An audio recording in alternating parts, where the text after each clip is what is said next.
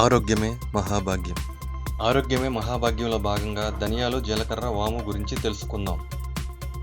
రాత్రి పడుకునే ముందు ఒక స్పూన్ ధనియాలు, స్పూన్ జీలకర్ర, స్పూన్ వాము ఈ మూడింటిని ఒక పెద్ద గ్లాసులో వేసి అందులో వాటర్ పోసి రాత్రంతా నానబెట్టి ఉదయం ధనియాలు, జీలకర్ర, వాము కలిపిన వాటర్ని ఒక గిన్నెలో పోసి గ్లాస్ వాటర్ హాఫ్ గ్లాస్ అయ్యేంత వరకు మరిగించాలి. ఇలా మరిగించిన వాటర్ని పొరకడుపున తీసుకోవటం వల్ల శరీరానికి చాలా మంచిది. ఈ కషాయం వల్ల చాలా వ్యాధులు నయమవుతాయి. అలాగే రోగనిరోధక శక్తి పెరుగుతుంది.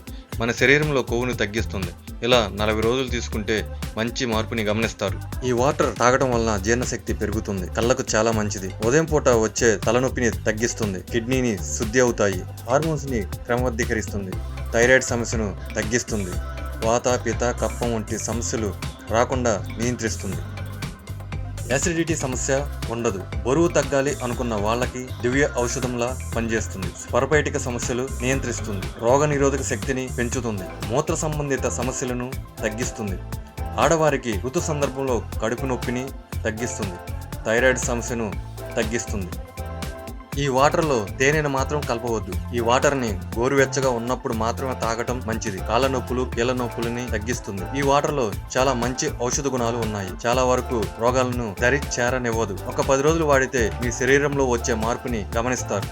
నేను కొన్ని వెయిట్ లాస్ క్లాసులకు వెళ్ళాను. అక్కడ వాళ్ళ ప్రోడక్ట్ గురించి చెప్తారు. ఎలా వాడాలో వివరిస్తారు. ₹1000 ఖర్చు చేసినా వాళ్ళు చెప్పినట్టు చేయకపోతే ఉపయోగం ఉండదు అంటారు. వీళ్ళ ప్రోడక్ట్ ని ప్రచారం చేసుకోవడానికి వాడే టెక్నిక్, ఈ ప్రోడక్ట్ గురించి చెప్పి వారి కుటుంబాలు ఆరోగ్యంగా ఉండటానికి సహాయం చేయండి అంటారు.